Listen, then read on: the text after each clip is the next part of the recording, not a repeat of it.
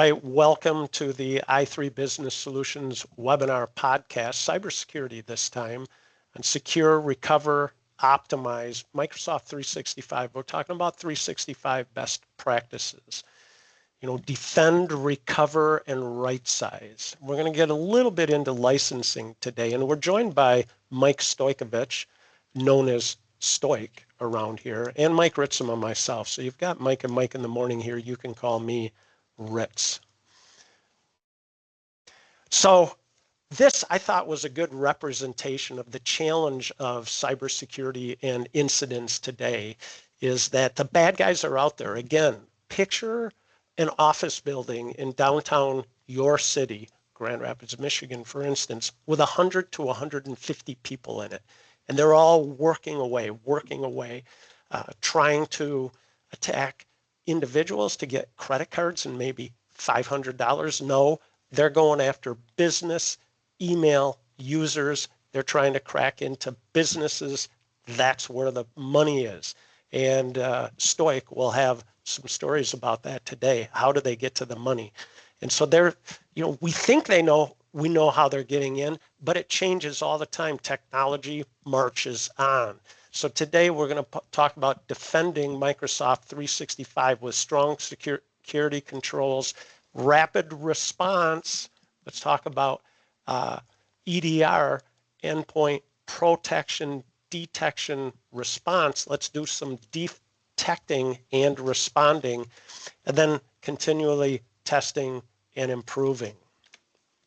So our focus today is Microsoft 365 in the environment, and we're going to talk about our best practices, and we're going to define next steps, what are our recommended actions. So we're joined by Stoik here.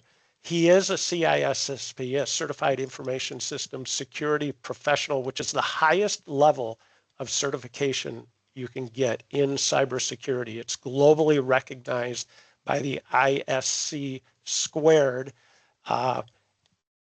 This is not just a cert test. You have to have 5 years experience in the industry with real hands-on experience with architecture and technology. So I'm going to turn it over to Mike Stoik.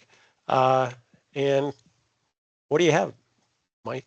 Well, thanks, Ritz. As you said, I'm Mike Stojkovic. Been in the IT game for many years. It's probably 16 years now. And as I said, the landscape changes. It's not even daily. It's hourly. The threat landscape is growing. Um, Bad guys always seem to be 2 steps ahead of us. So what we try to do is, well, not get ahead of the game because that's pretty hard to do, but let's not make it easy for them. So how do we do that? Well, we have frameworks we can work off of. NIST and CIS, they have extensive frameworks that kind of go from devices, users, physical security, all of that. At i3, though, what we do is we kind of use real world data along with those and kind of create our own framework, sort of say. So we're kind of doing what we combat day to day. We're aligning businesses with those best practices. Um, what worked in 2025 isn't good enough anymore. So we always have to evolve these templates. Yeah, and Um, Mike, I mean, the way I would see that is, I don't know if there's 500 or 1,000 checkbox security settings in Microsoft 365, but for the quantity there are, choosing where to start and what to make a priority is the i3 best practices, right? that is correct. Yep. And Microsoft has gotten a lot better over the years of giving us, some secure scores we can kind of go off of as well. Kind of an overview, but there are a lot of, let's say, insecure by default is what I'll call them in Microsoft, where if you don't have these things turned on, then, you can be exposed. So that's You where bet. it's nice to go through these settings. Um, yeah, one of the big ones, as it's on the screen here, is admin accounts. We see all the time many global admins in 365, which those should not be accounts that are used daily. Those should be, when you need them, they're there. Let's, work off the least privilege. Um, Only give users what they need to access. If a global admin account gets compromised, you can have the entire tenant at risk. You can reset passwords. You can become the owner of the company and request things from his email, You have full control. You can add domains into that tenant. So having limited global admins is key. Yeah, so Mike, this is very interesting to me because we are a small business and we're on the same cybersecurity journey that a lot of organizations are, and technology marches on. Uh, so in cybersecurity management, if you go back 5 to 10 years, I own the place. I will be an admin. You're not going to take that privilege away from me. And in fact, yes, our team did years ago. The owner is not going to have admin privilege. We fight it with a lot of organizations, right? Is the owner's like, no, I'm going to be the admin. No, you are the biggest target in the organization. The whole world's trying to get to your login because then they can do malicious things. So if they get to your login, we're not going to hand them admin rights. And that is our standard today, correct? That is correct. Yes. And along with travel, it's you got to make sure we're securing these accounts, these admins. Kind of brings us to our next slide too with conditional access. Um, we need to make sure that there's not a lot of exclusions on these, because what we see a lot is we'll have, we've seen businesses that have 12, 13, 14 admin accounts sitting there. And then they do have MFA enforced, but it's not scoped properly. They'll say, you don't have to re-authenticate for 90 days, no matter where you are. Well, if you're traveling and you're on a public Wi-Fi without a VPN, you could be clear text passing that password. Another thing we see a lot too is with mobile devices excluded. Well, for web devs and modern browsers nowadays, they give you that ability to pretend you're on a mobile device. So if you're bypassing multi-factor authentication for mobile devices, you can do that with a standard browser and get right in. So the conditional access portion is huge. So that's very interesting, Mike. So number one, multi-factor authentication. We're working with an organization today. We're looking at this organization. We did a assessment on if we're going to work with them. A couple hundred users, no MFA, unacceptable from our perspective. Secondly, is travel. If I'm going to travel to another country, Mexico, I have to let our team know because Mexico is blocked.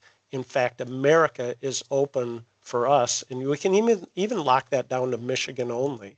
So conditional access says if you're in an IP range that's not in America, if it's in Europe, if it's in Mexico, you can't even log in. So there's different layers of this conditional access you can put on there, right? Yes, and those layers are important because you can say, if you're trying to log in outside of, say, West Michigan for us in the Grand Rapids area, we can have it prompt that. Because before it was we could block countries. Well, the bad guys, the threat actors got smart to that. Now they're using VPNs to make it look like they're in Michigan. So if we scope it even closer and say, you're outside of this metro area, reprompt for that, that's another way. Yeah. We hear a lot too that, well, it's too hard for people. They don't, the shop floor guys that are just temp employees, they don't want to deal with it, or they don't want to use their personal devices. There are ways around that. There are hardware keys we can get and implement. But I would say all users should be subject to MFA. There should not be anything that's excluded from that. So then you mentioned that, and when we go into accounts, new accounts, oftentimes there'll be recently or in the last 5 or 10 years, you had a account that had 10 to 11 admin users in the business. Yes, yep, we've seen that quite a bit, and they were daily use accounts too. So we'd have, the IT director or somebody who's using it a lot, they have to be in and out of that portal. They just made their daily use account an admin. Well, typing that password over and over, it takes one click for that password to get out there, and the bad guys can get in, especially if this conditional access is not scoped properly. Yeah, so that's interesting. So generally, our best practice is to take it down to one admin user, certainly not the CFO or CEO. But secondly, you just alluded to if you're a tech user on this account or a small business owner, our policy at i3 is we don't use our general email address to log in as an admin. We actually have a different login for admins, Mike? Yes, different login for admins, so it should not be the daily driver. Use a password manager too. Make that a strong password along with the multi-factor. Yeah, fascinating. So these are some of the areas we're getting into. Yes. So then, yes, legacy protocols. This is another one. We see a lot that, the old IMAP and POP days, a lot of people just set it and forget it. These were used, they don't support multi-factor authentication. So even gaming systems, signing into those, they don't, the older Xboxes and whatnot, PlayStations don't support the multi-factor login. So the new way is app passwords, if you've heard of those. But disabling those protocols, because that's an easy way in. Like Ritz, I could take your account, for example, if I knew your password and we had legacy turned on, I could sign in as you and I can send an email as you. We had a client actually have this happen where the owner, his email was compromised because he was using the old legacy protocol. And they sent an email to HR requesting, I think it was around $50,000 to be a check from his 401k. Well, being the owner, the HR department didn't, they said, sure, I'm not going to question it. Sent the check, direct deposit, done. He lost out on 50 grand. What they also did after they got that and saw how easy it was is change direct deposit. So direct deposit was changed to an account that this person did not own, and it took him months to figure out he wasn't getting a paycheck. So the bad guys got a lot of money out of him. It's something that could have been solved by just turning off these protocols. So that's it. I mean, we think, we believe, we hope that we can just use technology tools to fix all our problems. And so now, good news, part of our standard for all clients is you're going to use multi-factor authentication, and we're not using POP IMAP. Technology marches on. We apply these improved security rules. But policy and people become part of it, right? And the policy Yes. at i3 Business Solutions, every organization should be what I call human factor authentication. And that's two-person factor authentication. We don't make any changes to payroll or vendor accounts without two humans confirming it and via a phone call talking to that person. So this goes to policy and people involvement in technology, correct? Yes, and the anti-phishing, we have, the campaigns, a lot of people hate them. I'm not a fan of them either. You get those emails where it gets through and you're thinking, why did my IT department block this? That's their job. Well, over 90%, I know it's a huge number, over 90% of the compromises last year had user involvement. So they clicked Wow. the link, they put their password in. So the phishing campaigns, it teaches you what to watch for. It is helpful, but alerting on those too, because if you click on one and you're getting, you get bit by it, you have training to do or however it's set up for your organization. If nobody knows about it and you don't do it, nobody follows through on it, it's useless. So having alerts saying, yes, this was clicked on, or these files got through, this PDF came through and it has a malicious link, having a security team that's actually looking at that and following through and seeing how it got through and who it went to is pretty critical too. Yeah, and that is a change that we made a few years, 2 years ago, was we saw so many. We had three in one weekend at one account, large account of ours. So many times people are clicking on that, oh, you've got a document here, please log in to Microsoft 365. They're like, yes, I'm looking for a document. I'll re-authenticate to Microsoft 365. They put in their name, their password, and the 6-digit code, but they just handed it over to somebody in North Korea or China, correct? Yes, and actually just brought up another point too, with multi-factor authentication. The old ways of doing things aren't good enough anymore either. We used to have it where email was allowed. You could get emailed a code or text message a code. Well, with the spoofing that takes place nowadays, even the number game where they had, okay, here's three numbers to choose from, click on it. Well, you got a 33% chance of getting that right. If you don't have that device in front of you. So the newer ways, the newer methods, which they call the more secure MFA, is having the number that's displayed on the screen and you have to manually type it in. Yeah. So those are, that's how that's kind of advancing. And passkeys are another nice way. It's your password's never sent, so nobody can get your password. But that's newer tech that's starting to be adopted now. Yeah, passkeys are a productivity saver for me here at i3 Business Solutions. We are applying single sign-on to more and more of our applications.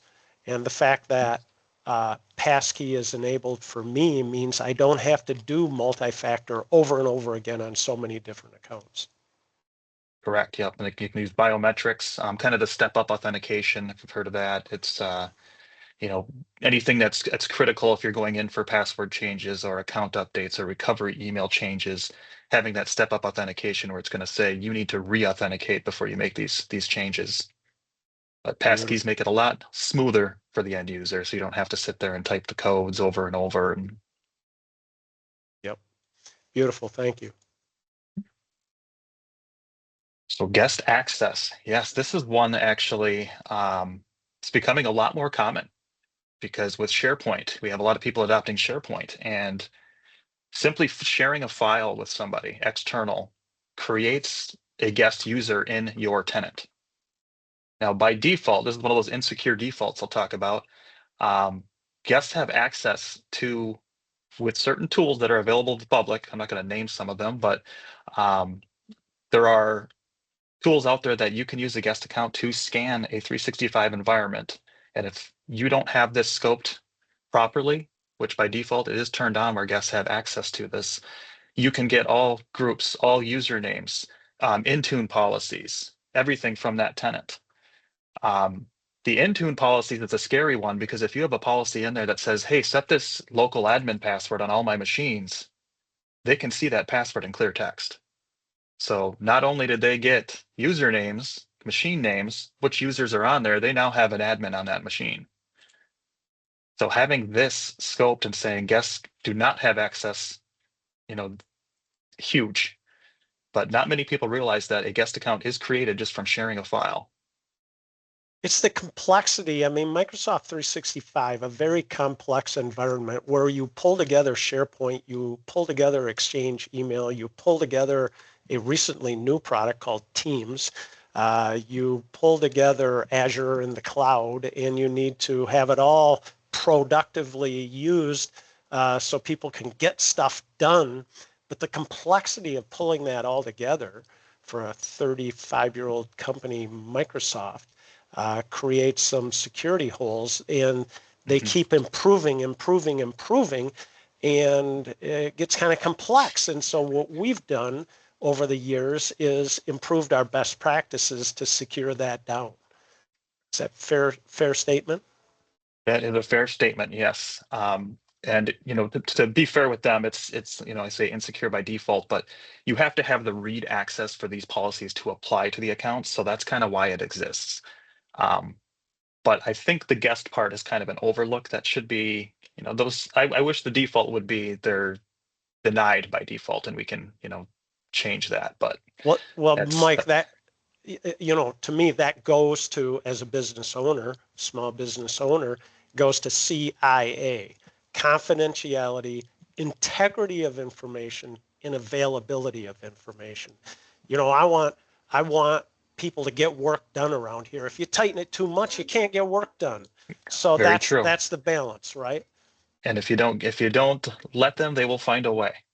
And you'd rather have them do it the proper way than, same with the AI talk. Yep. So what happens if you do get compromised? How do you recover? Well, again, I'd say alerting is huge. You want to know that account as soon as you can. Get in there, change that password, sign out everywhere, change the MFA, reset the MFA. But it kind of goes back to what you were saying, Mike, with the two-person. Don't trust an email from someone saying, hey, I think my account's compromised, can you reset this? Call a known good number, talk to that person.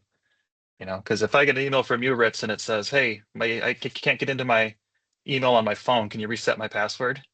Like, I don't know about that. Yeah, so So that's, I mean, we have policies here at I3 when we do get a call from a company saying, I can't get into my account, help me get into the account. We have to verify that 19 different ways, don't we? yep. Unless you're requesting Amazon gift cards, if you want $500 worth of those, then I just get them. Yeah, That's just ship them. yeah. So yeah, we go back to the phishing campaigns, hitting those end users and showing them what to look for on it. Yeah. That's huge. And then a backup. Another thing a lot of people don't know is 365 is not backed up by default. So another cloud to cloud service to back that up, which we offer is pretty critical too. It'll back up your SharePoint, your Teams, your Exchange, OneDrive files, all of that. Beautiful. So right size. So licensing, yes. See a lot of wasted money with licensing across the board. It's there's the business premium seems to be kind of the sweet spot to get you your XDR that's provided by Microsoft. But if you have someone who only needs business apps, you're not going to want to give them a business premium license. You're overpaying for that. Or if you're having, you want Defender and you're paying for a Defender license and they're not utilizing any of those features. So like auditing that, they do have budgeting available too in there where you can have alerts come through and say, hey, here's how much I want to spend each month on licensing. And if it gets close to that number, that threshold, send me an alert. And then you can go and check and see, has something changed? Did you have an end user who happens to be a global admin that shouldn't be and went in and, added in a license? Yeah, so our standard is business premium. Why? Because it allows us to apply more of the security measures to protect the organization, and it provides productivity tools, correct? Correct. Yes. Then yeah, that's where we can get those, anti-phishing policies, the Defender. That's all included with those. Yeah, beautiful.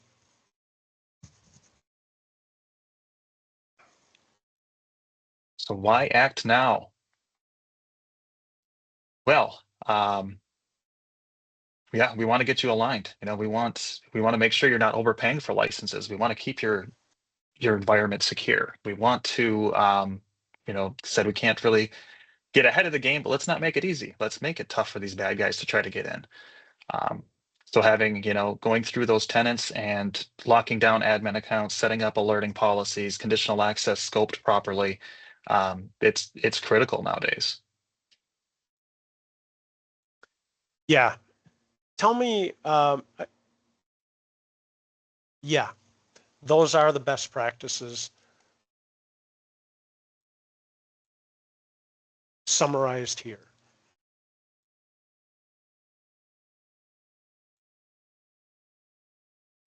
Yes, best practices. Yep, we'll align to those.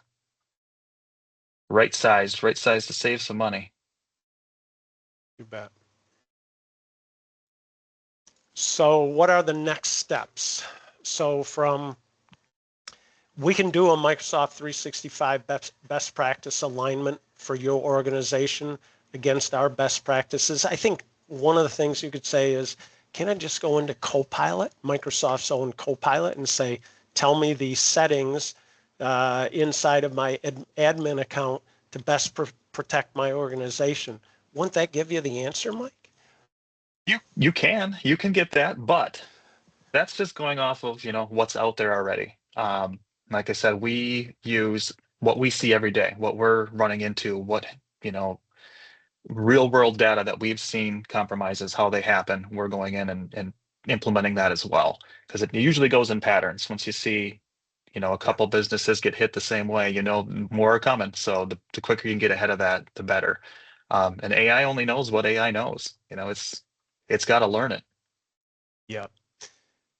We had a client in the past who, when we talk about two-person authentication, they had that policy in place, but the two accounting people were just jamming along, getting work done. And the one shouted to the other, hey, I got a request here to change a vendor account number. You okay with that? Yeah, that's fine. Go ahead and do it. They changed the ACH account for a vendor. shipped $80,000 out the door. A week later, the vendor's like, where's my money? And they're like, oh, shoot. So they had the two-factor authentication in place, but they didn't go the next step of confirming with the vendor, or I submit with the employee. So these things happen. It's more than the settings inside of Microsoft 365. It goes to policy. I highly encourage that.